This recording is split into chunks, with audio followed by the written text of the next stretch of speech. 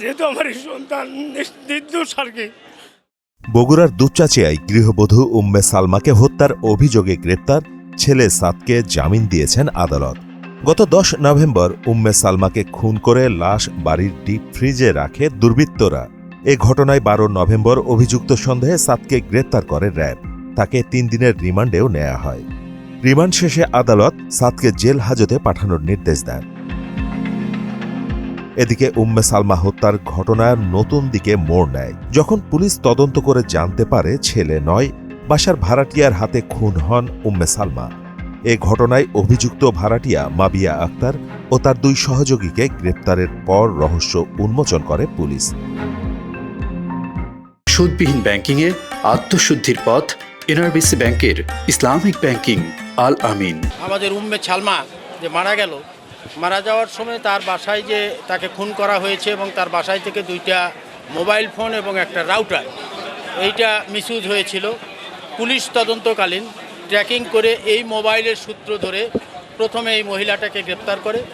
মহিলাকে গ্রেপ্তার করার পর মহিলা স্বীকার করে যে হ্যাঁ, আমি এটা জনৈক মুসলিম এবং সুমন রায় নামে 2 জনের মাধ্যমে আমরা 3 জনে মিলে তাকে খুন করেছি।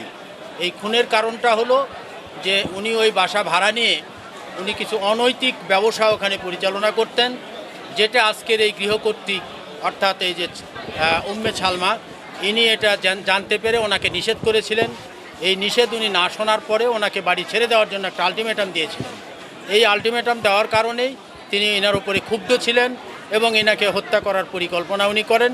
শেষ পর্যন্ত এই মুসলিম এবং এই সুমন রায় এই 2 জনের সহযোগিতায় এই মহিলাকে তারা প্রথমে ক্লোরোফর্ম করছে, পরবর্তীতে তাকে শ্বাসরুদ্ধ করে খুন করে ডিপ ফ্রিজের মধ্যে তাকে রেখে দেওয়া হয়েছে। সালমার ব্যবহৃত মুঠোফোন ও বাড়ির ইন্টারনেট রাউটার মামলার আলামত হিসেবে খুঁজতে গিয়ে খোলে হত্যার রহস্যজট।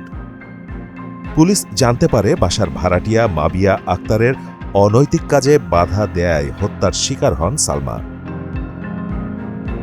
অভিযান চালিয়ে গ্রেপ্তার করা হয় মাবিয়ার 2 সহযোগী মুসলিম ও সুমন চন্দ্র দাসকে। আসামিদের কাছ থেকে আলামত হিসেবে উদ্ধার করা হয় মুঠোফোন, রাউটার ও বাড়ির চাবি। পরে তারা আদালতে হত্যার দায় স্বীকার করে জবানবন্দি দেয়। এদিকে মাকে হত্যার অভিযোগে জেল হাজতে আটকে থাকে ছেলে সাদ।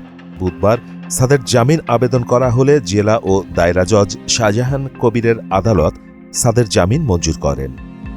ঘটনায় বিচলিত থাকা সাদের বাবা ছেলের জামিনে কান্নায় ভেঙে পড়েন এবং হত্যাকারীদের দৃষ্টান্তমূলক শাস্তি দাবি করেন।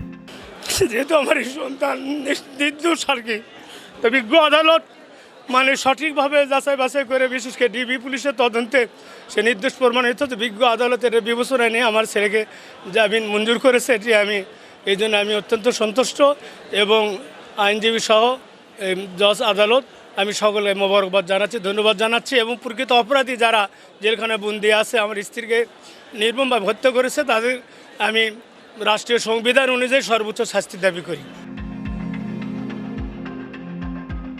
মাহমুদ হোসেন, মোহনা ডিজিটাল।